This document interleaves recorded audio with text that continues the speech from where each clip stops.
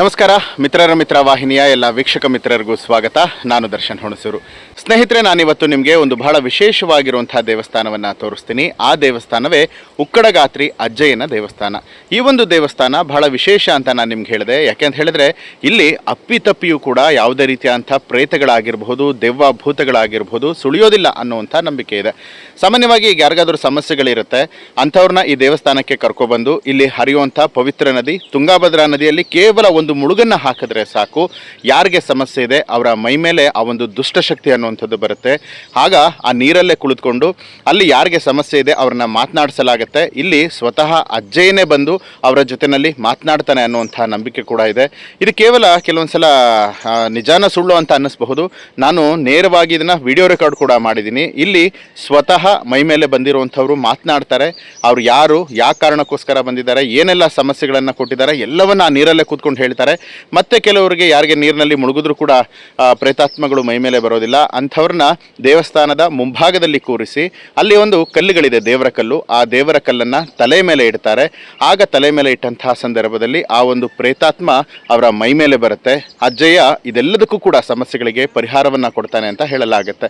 ಇದಿಷ್ಟೇ ಅಲ್ಲ, ಈ ದೇವಸ್ಥಾನ ಹೇಗಿದೆ, ಏನೆಲ್ಲ ವ್ಯವಸ್ಥಿತವಾಗಿದೆ ಎಲ್ಲವನ್ನ ಈ ವಿಡಿಯೋದಲ್ಲಿ ತೋರಿಸ್ತೀನಿ, ನೋಡ್ಕೊಬರೋಣ.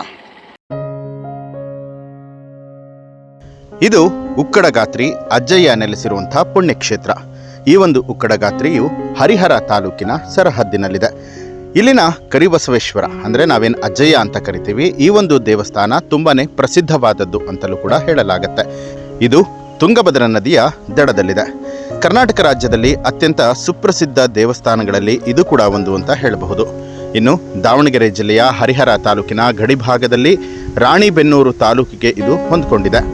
ದಾವಣಗೆರೆ, ರಾಣಿಬೆನ್ನೂರು, ಹರಿಹರ, ಹೊನ್ನಾಳಿ, ಚನ್ನಗಿರಿ, ಶಿವಮೊಗ್ಗದಿಂದ ನೇರವಾಗಿ ಸಾರಿಗೆ ಸಂಪರ್ಕ ಕೂಡ ಇರುವಂಥದ್ದು. ಇಲ್ಲಿ ಪ್ರತಿ ತಿಂಗಳು ಅಮಾವಾಸ್ಯೆಯ ಸಂದರ್ಭದಲ್ಲಿ ಒಂದು ರೀತಿ ಜಾತ್ರೆ ಥರ ನಡೆಯುತ್ತೆ. ಇಲ್ಲಿ ಕರ್ನಾಟಕ ಮಾತ್ರ ಅಷ್ಟೇ ಅಲ್ಲದೆ ಬೇರೆ ಬೇರೆ ರಾಜ್ಯಗಳಿಂದಲೂ ಕೂಡ ಭಕ್ತಾದಿಗಳು ಬರುವಂಥದ್ದು ವಿಶೇಷ. ತುಂಗಭದ್ರಾ ನದಿಯ ದಡದಲ್ಲಿರುವಂಥ ಈ ಒಂದು ಪುಣ್ಯಕ್ಷೇತ್ರದಲ್ಲಿ ಸ್ನಾನವನ್ನು ಮಾಡಿ ದೇವರ ದರ್ಶನವನ್ನು ಪಡೆದರೆ ಸಾಕು, ಕಷ್ಟಗಳಿಂದ ಮುಕ್ತಿಯನ್ನು ಹೊಂದಲಾಗುತ್ತೆ ಅನ್ನುವಂಥ ನಂಬಿಕೆಯಲ್ಲಿ ಭಕ್ತಾದಿಗಳು ಬಂದು ಇಲ್ಲಿ ಮಿಂದೇಳ್ತಾರೆ. ಇದೊಂದು ಶಕ್ತಿಶಾಲಿ ಪುಣ್ಯಕ್ಷೇತ್ರ ಕೂಡ ಹೌದು. ಇಲ್ಲಿಗೆ ಭೇಟಿ ಕೊಟ್ಟರೆ ಸಾಕು, ಕಷ್ಟಗಳೆಲ್ಲವೂ ಬಗೆಹರಿಯುತ್ತೆ ಅನ್ನುವಂಥ ನಂಬಿಕೆ ಒಂದೆಡೆ. ಅದೆಲ್ಲದರ ಜೊತೆಗೆ ಇಲ್ಲಿ ಭೇಟಿಯನ್ನು ಕೊಟ್ಟರೆ ದೆವ್ವ ಭೂತದ ಕಾಟದಿಂದ ಮುಕ್ತಿ ಕೂಡ ಪಡಿತಾರೆ ಅನ್ನುವಂಥ ನಂಬಿಕೆ ಕೂಡ ಭಕ್ತರಲ್ಲಿ ಮನೆ ಮಾಡಿದೆ. ನೀವೀಗ ನೋಡ್ತಾ ಇರುವಂಥದ್ದು ದೇವಸ್ಥಾನದ ಒಳಭಾಗಕ್ಕೆ ಹೋಗುವಂಥ ಪ್ರವೇಶ ದ್ವಾರ. ನದಿಯಲ್ಲಿ ಮಿಂದೆದ್ದು ಬಂದ ನಂತರ ನೀವು ಈ ಒಂದು ಪ್ರವೇಶ ದ್ವಾರಕದ ಮೂಲಕವೇ ಒಳಗಡೆ ಹೋಗಬೇಕು. ಇನ್ನು ಪ್ರವೇಶ ದ್ವಾರದ ಅಕ್ಕಪಕ್ಕದಲ್ಲೇ ನಿಮಗೆ ಸಾಕಷ್ಟು ವೆಲ್ಕಮ್ ಬೋರ್ಡ್ಗಳು ಕಾಣಸಿಗುತ್ತೆ. ದೇವಸ್ಥಾನದ ಬಲಭಾಗದಲ್ಲೇ ಗದ್ದಿಗೆಗೆ ಪೂಜೆಯನ್ನ ಸಲ್ಲಿಸಬೇಕು ಅನ್ನುವಂಥದ್ದಾದ್ರೆ ಅಲ್ಲಿ ಪೂಜಾ ಸಾಮಗ್ರಿಗಳ ಅಂಗಡಿ ಕೂಡ ಇರುವಂಥದ್ದು. ಇಲ್ಲೇ ನೀವು ಹಣ್ಣು ಕಾಯಿಗಳನ್ನ ತಗೊಳ್ಬಹುದು. ಇನ್ನು ನೀವೀಗ ನೋಡ್ತಾ ಇರುವಂಥದ್ದು ದೇವಸ್ಥಾನದ ಮುಂಭಾಗದ ಆವರಣ. ಇಲ್ಲಿ ನೀವು ಮುಂಭಾಗದಲ್ಲಿ ಕಾಣ್ತಾ ಇರುವಂಥದ್ದು ರೂಮ್ಸ್ಗಳು, ಅಂದರೆ ಬೇರೆ ಬೇರೆ ಊರುಗಳಿಂದ ಭಕ್ತಾದಿಗಳು ಬಂದರೆ ತಂಗೋದಕ್ಕೆ ಇಲ್ಲಿ ರೂಮ್ನ ವ್ಯವಸ್ಥೆ ಕೂಡ ಇದೆ. ಜೊತೆಗೆ ಇದು ಮುಖ್ಯ ದ್ವಾರ. 2 ಬೃಹದಾಕಾರದ ಆನೆಗಳು ಕೂಡ ನಿಮ್ಮನ್ನ ಸ್ವಾಗತ ಮಾಡುತ್ತೆ. ಇನ್ನು ಭಕ್ತಿಯಿಂದ ಅಜ್ಜಯ್ಯನ ಹೆಸರನ್ನ ಹೇಳ್ತಾ ನಾವು ವಿಭೂತಿಯನ್ನ ಹಣೆಗೆ ಬೆಳೆದುಕೊಂಡು ನಮ್ಮ ಸ್ನೇಹಿತರೆಲ್ಲ ದೇವಸ್ಥಾನದ ಒಳಭಾಗಕ್ಕೆ ಪ್ರವೇಶವನ್ನ ಮಾಡಿದ್ವಿ. ಇನ್ನು ಒಳಭಾಗದಲ್ಲಿ ಏನಾದರೂ ಭಕ್ತಾದಿಗಳ ಸಂಖ್ಯೆ ಜಾಸ್ತಿ ಆದರೆ ಬಹಳನೇ ಸುಂದರವಾಗಿ ವ್ಯವಸ್ಥಿತವಾಗಿ ಅರೇಂಜ್ಮೆಂಟ್ಗಳನ್ನು ಮಾಡಿದ್ದಾರೆ. ಅಂದರೆ ಕ್ಯೂ ಮುಖಾಂತರವಾಗಿ ದೇವಸ್ಥಾನದ ಗರ್ಭಗುಡಿಯ ಮುಂಭಾಗಕ್ಕೆ ನೀವು ಹೋಗಬಹುದು. ಜೊತೆಗೆ ಭಕ್ತಾದಿಗಳೆಲ್ಲ ನಿಂತ್ಕೊಳ್ಳೋದಕ್ಕೂ ಕೂಡ ತುಂಬಾನೇ ಸ್ಥಳಾವಕಾಶ ಚೆನ್ನಾಗಿದೆ. ಹಾಗೆ ಶ್ರೀ ಗುರು ಬಸವೇಶ್ವರರ ಗದ್ದಿಗೆಯ ಮುಂಭಾಗಕ್ಕೆ ನಾವು ಬಂದ್ವಿ. ಇಲ್ಲಿ ರೆಕಾರ್ಡ್ ಮಾಡೋದಕ್ಕೆ ಯಾವುದೇ ಅವಕಾಶ ಇರಲಿಲ್ಲ. ಜೊತೆಗೆ ಇಲ್ಲೇನಾದರೂ ರೆಕಾರ್ಡ್ ಮಾಡಿದ್ರೆ 5,000 ರೂಪಾಯಿಗಳ ದಂಡ ಅಂತ ಕೂಡ ಬೋರ್ಡನ್ನು ಹಾಕಿದ್ರು. ಆದರೂ ಕೂಡ ನಾವು ರಿಸ್ಕ್ ತಗೊಂಡು ನಮ್ಮ ವೀಕ್ಷಕರಿಗೋಸ್ಕರ ಸ್ವಲ್ಪ ಹಿಂಭಾಗದಿಂದ ಇದನ್ನ ಶೂಟ್ ಮಾಡಿದ್ದೀವಿ. ನೀವೀಗ ನೋಡ್ತಾ ಇರುವಂಥದ್ದು ಮೂಲ ಶ್ರೀ ಕರಿಬಸವೇಶ್ವರರ ಗದ್ದಿಗೆ. ಶ್ರೀ ಅಜ್ಜಯ್ಯ ಅವರು ಯಾರ ಮೈಮೇಲೂ ಕೂಡ ಬರೋದಿಲ್ಲ. ಆದರೆ ಕೆಲವರು ಮೈಮೇಲೆ ಬಂದ ಹಾಗೆ ನಾಟಕ ಮಾಡಿ ನಿಮ್ಮನ್ನ ಮೋಸ ಮಾಡಬಹುದು ಅಂತ ಹೇಳಿ ದೇವಸ್ಥಾನದಲ್ಲೇ ಬೋರ್ಡನ್ನು ಕೂಡ ಹಾಕಲಾಗಿದೆ. ದೇವಸ್ಥಾನದ ಅನ್ನದಾನಕ್ಕೆ ಜೊತೆಗೆ ದೇವಾಲಯದ ಅಭಿವೃದ್ಧಿಗೆ ನೀವು ಕಾಣಿಕೆ ರೂಪದಲ್ಲಿ ಹಣವನ್ನು ಕೂಡ ಡೊನೇಟ್ ಮಾಡಬಹುದು. ಅದರ ವಿವರಗಳನ್ನು ನಿಮಗೋಸ್ಕರವಾಗಿ ತೋರಿಸ್ತಾ ಇದ್ದೀನಿ. ದೇವಸ್ಥಾನದ ಅಕೌಂಟ್ ನಂಬರ್ ಜೊತೆಗೆ ಅಲ್ಲಿನ ಕಾಂಟ್ಯಾಕ್ಟ್ ನಂಬರ್ ಕೂಡ ನೀವು ನೋಡ್ತಾ ಇದ್ದೀರಾ. ಇನ್ನು ಅಮಾವಾಸ್ಯೆಯ ದಿನ ಭಕ್ತರು ಭಾರಿ ಸಂಖ್ಯೆಯಲ್ಲಿ ಇಲ್ಲಿ ಸೇರ್ತಾರೆ. ಮಾನಸಿಕ ಕಾಯಿಲೆಯಿಂದ ಬಳಲ್ತಾ ಇರುವಂಥವರು, ಜೊತೆಗೆ ದೆವ್ವ ಭೂತ ಹಿಡಿದಿದೆ ಅನ್ನುವಂಥ ಮನಸ್ಥಿತಿಯ ಜನರಿಗೆ ಇಲ್ಲಿ ಚಿಕಿತ್ಸೆಯನ್ನ ಕೊಡಲಾಗುತ್ತೆ.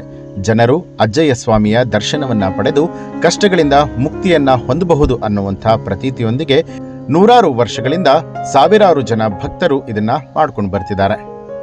ಭೂತ ಪ್ರೇತಬಾಧೆಯಿಂದ ಬಳಲ್ತಾ ಇರುವಂಥವರು ದೇವಸ್ಥಾನದ ಮುಂಭಾಗದ ಗೇಟ್ನ ಬಳಿಯಲ್ಲಿ ಕೂತ್ಕೊಂಡು ದೇವರ ಕಲ್ಲನ್ನ ತಲೆ ಮೇಲೆ ಹಿಡ್ಕೊಂಡಿರೋದನ್ನ ನೋಡಬಹುದು. ಇನ್ನು ಅದೇ ರೀತಿ ಸಮಸ್ಯೆ ಇರುವಂಥವ್ರಿಗೆ ನದಿಯಲ್ಲಿ ಮುಳುಗಿಸಿ ಅಲ್ಲಿ ಪ್ರೇತ ಬಂದ ನಂತರ ಅದರ ಜೊತೆಗೆ ಮಾತನಾಡುವಂಥ ಪ್ರಕ್ರಿಯೆ ಕೂಡ ಕಾಣ್ತಾ ಇದೆ.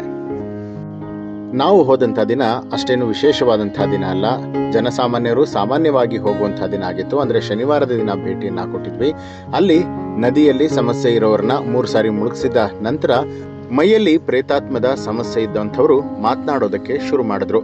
ಸಾಧ್ಯವಾದಷ್ಟು ಯಾರಿಗೂ ಮುಜುಗರ ಆಗದ ರೀತಿಯಲ್ಲಿ ಸ್ವಲ್ಪನೇ ದೂರದಿಂದ ಇದನ್ನೆಲ್ಲ ಚಿತ್ರೀಕರಣ ಮಾಡಿದೆ. ಇನ್ನು ಅಲ್ಲಿದ್ದ ಭಕ್ತಾದಿಗಳನ್ನ ಮಾತನಾಡಿಸಿದಾಗ ಅವ್ರು ಹೇಳಿದ್ದು, ಕೆಲವೊಬ್ರು ಸಮಸ್ಯೆ ಇರುವಂತಹ ಸಂದರ್ಭದಲ್ಲಿ ಅವ್ರನ್ನ ಅಜ್ಜಯ್ಯನ ದೇವಸ್ಥಾನಕ್ಕೆ ಬಾ ಅಂತ ಹೇಳಿ ಕರೆದ್ರೆ ಬರೋದಿಲ್ಲ ಅಂತ ಹೇಳಿ ಹಠ ಮಾಡ್ತಾರಂತೆ. ಮತ್ತೆ ಕೆಲವರು ದೇವಸ್ಥಾನದ ಆವರಣಕ್ಕೆ ಬಂದಾಗ ಜೋರಾಗಿ ಕಿರ್ಚಾಡೋದಕ್ಕೆ, ಕೂಗಾಡೋದಕ್ಕೆ ಶುರು ಮಾಡ್ತಾರೆ. ಮತ್ತೆ ಕೆಲವರು ಪುಣ್ಯ ಸ್ನಾನವನ್ನ ಮಾಡುವಂತಹ ಸಂದರ್ಭದಲ್ಲಿ ಅವರಿಗೆ ಮೈ ಮೇಲೆ ಪ್ರೇತಾತ್ಮಗಳು ಬರೋದಕ್ಕೆ ಶುರು ಆಗುತ್ತಂತೆ. ಮತ್ತೆ ಕೆಲವರಿಗೆ ಸ್ನಾನವಾದ ನಂತರ ಅಥವಾ ಸ್ನಾನಕ್ಕೆ ಮುನ್ನವೇ ದೇವರ ಮುಂಭಾಗದಲ್ಲಿ ಆ ದೇವರ ಕಲ್ಲನ್ನ ತಲೆ ಮೇಲೆ ಇಟ್ಕೊಂಡಾಗ ಅತೃಪ್ತ ಆತ್ಮಗಳು ಮೈ ಮೇಲೆ ಬರುತ್ತೆ. ದೇವಾಲಯದ ಆವರಣವನ್ನ ಬಹಳನೇ ಶುಚಿಯಾಗಿ ಶುಚಿತ್ವದಿಂದ ಮೇಂಟೈನ್ ಮಾಡಿದ್ದಾರೆ. ಇದು ಕೂಡ ಒಂದು ರೀತಿ ಮನಸ್ಸಿಗೆ ಶಾಂತ ರೀತಿಯಾದಂಥ ವಾತಾವರಣವನ್ನ ಕಲ್ಪಿಸ್ಕೊಡುತ್ತೆ. ಇನ್ನು ಭಕ್ತಾದಿಗಳು ಒಂದು ದಿನದ ಮಟ್ಟಿಗೆ ಈ ಒಂದು ದೇವಸ್ಥಾನಕ್ಕೆ ಬಂದರೆ ಇಲ್ಲಿ ದೇವರ ದರ್ಶನವನ್ನ ಮಾಡೋದರ ಜೊತೆಗೆ ತಂಗೋದಕ್ಕೂ ಕೂಡ ಬಹಳ ವ್ಯವಸ್ಥಿತವಾಗಿ ರೂಮ್ಗಳನ್ನು ಕೂಡ ಮಾಡಿಟ್ಟಿದ್ದಾರೆ.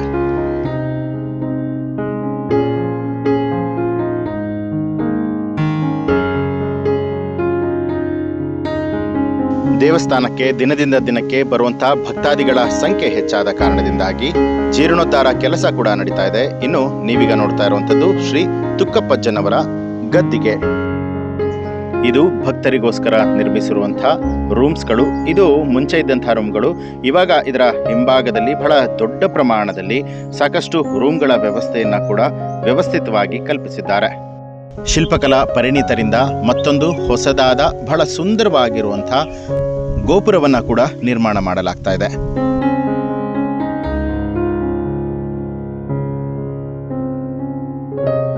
ಇನ್ನು ದೇವಸ್ಥಾನದ ಆವರಣದಲ್ಲೇ ಶ್ರೀ ನಾಗಪ್ಪಜ್ಜನವರ ಗದ್ದಿಗೆ ಕೂಡ ಇರುವಂಥದ್ದು. ಹಾಗೆ ದೇವಾಲಯದ ಆವರಣದಲ್ಲೇ ವಿಶೇಷವಾದ ಕಲಾಕೃತಿಯ ತುಂಗಾ ಹಾಗೂ ಭದ್ರಾ ಮಾತೆಯರು ಶಿವಲಿಂಗಕ್ಕೆ ನೀರನ್ನು ಅರ್ಪಿಸುವಂತಹ ರೀತಿಯಲ್ಲಿ ಒಂದು ಮಂಟಪವನ್ನ ಕೂಡ ನಿರ್ಮಾಣ ಮಾಡಿದ್ದಾರೆ. ನಾನಾಗ್ಲೇ ಹೇಳಿದೆ ಹೊಸ ರೂಮ್ಗಳ ವ್ಯವಸ್ಥೆ ಅಂತ. ನೀವೀಗ ನೋಡ್ತಾ ಇರುವಂತದ್ದು ಬಹಳ ಸುಸರ್ಜಿತವಾಗಿರುವಂತಹ ರೂಮ್ಸ್ಗಳು. ಕೇವಲ ಅತ್ಯಂತ ಕಡಿಮೆ ದರಕ್ಕೆ ನಿಮ್ಗೆ ಇಲ್ಲಿ ರೂಮ್ಸ್ಗಳು ಸಿಗುತ್ತೆ.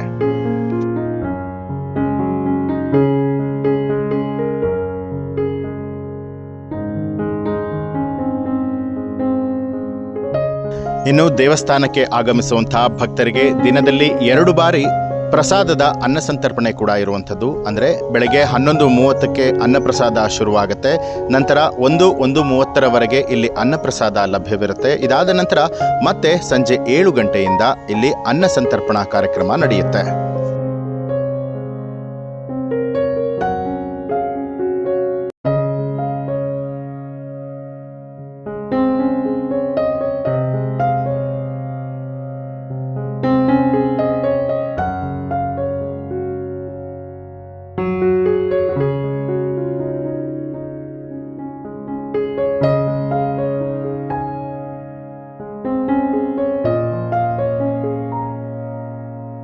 ಇನ್ನು ಖಾಸಗಿ ವಾಹನದಲ್ಲಿ ಬರುವಂತವ್ರಿಗೆ ಪಾರ್ಕಿಂಗ್ ವ್ಯವಸ್ಥೆ ಕೂಡ ಲಭ್ಯವಾಗಿದ್ದು, ಸರ್ಕಾರಿ ಬಸ್ಗಳಲ್ಲಿ ಬರುವಂತವರು ದೇವಸ್ಥಾನದ ಮುಂಭಾಗದ ಸರ್ಕಲ್ನಲ್ಲಿ ಬಸ್ನಲ್ಲಿ ಬಂದು ಇಳಿಬಹುದು. ಇನ್ನು ಭಕ್ತಾದಿಗಳು ನಿರಂತರವಾಗಿ ನಡೆಯುವಂತಹ ಸೇವೆಗೂ ಕೂಡ ಧನ ಸಹಾಯವನ್ನ ಮಾಡಬಹುದು. ಅದರ ವಿವರ ನೀವೀಗ ನೋಡ್ತಾ ಇದ್ದೀರಾ.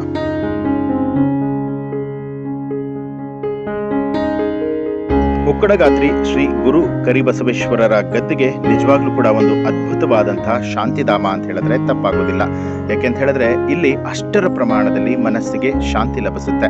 ಇನ್ನು ಇಲ್ಲಿ ಕೂತಿರೋರನ್ನ ಏನ್ ನೋಡ್ತಾ ಇದ್ದೀರಾ, ಇವರೆಲ್ಲರೂ ಕೂಡ ಸಮಸ್ಯೆಗೆ ಒಳಗಾದಂಥವ್ರು. ಹಾಗೆ ಅವರ ಕತ್ತಲ್ಲಿ ನಿಂಬೆಹಣ್ಣನ್ನ ಕೂಡ ಕಟ್ಕೊಂಡು ದೇವಾಲಯದ ಮುಂದೆ ಕೂತ್ಕೊಳ್ತಾರೆ. ಏನಾದರೂ ಸಮಸ್ಯೆಗಳು ಇದ್ದಂತಹ ಸಂದರ್ಭದಲ್ಲಿ ಅಜ್ಜಯ್ಯನವರ ಗದ್ದಿಗೆಯ ಮುಂಭಾಗದಲ್ಲಿ ಎಲ್ಲವೂ ಕೂಡ ಕ್ಲಿಯರ್ ಆಗುತ್ತೆ. ದೇವಾಲಯಕ್ಕೆ ಸಂಬಂಧಪಟ್ಟ ಈ ಒಂದು ವಿವರಣೆಯ ವಿಡಿಯೋ ನಿಮಗೆ ಏನನ್ನಿಸ್ತು ಅನ್ನೋದನ್ನ ಕಮೆಂಟ್ ಮಾಡಿ ತಿಳಿಸಿ. ಹಾಗೆ ನೀವಿನ್ನೂ ಕೂಡ ನಮ್ಮ ಚಾನೆಲ್ ಅನ್ನ ಸಬ್ಸ್ಕ್ರೈಬ್ ಮಾಡಿಲ್ಲ ಅನ್ನುವಂಥದ್ದಾದ್ರೆ ಈಗಲೇ ಸಬ್ಸ್ಕ್ರೈಬ್ ಮಾಡಿ, ಬೆಲ್ ಐಕಾನ್ ಒತ್ತಿ. ಮುಂದಿನ ವಿಡಿಯೋದಲ್ಲಿ ಸಿಗೋಣ. ನಮಸ್ಕಾರ. ಹೆಚ್ಚಿನ ವಿಡಿಯೋಗಳಿಗಾಗಿ ಮಿತ್ರರ ಮಿತ್ರ ಚಾನೆಲ್ ಅನ್ನ ಸಬ್ಸ್ಕ್ರೈಬ್ ಮಾಡಿ, ಬೆಲ್ ಐಕಾನ್ ಒತ್ತಿ.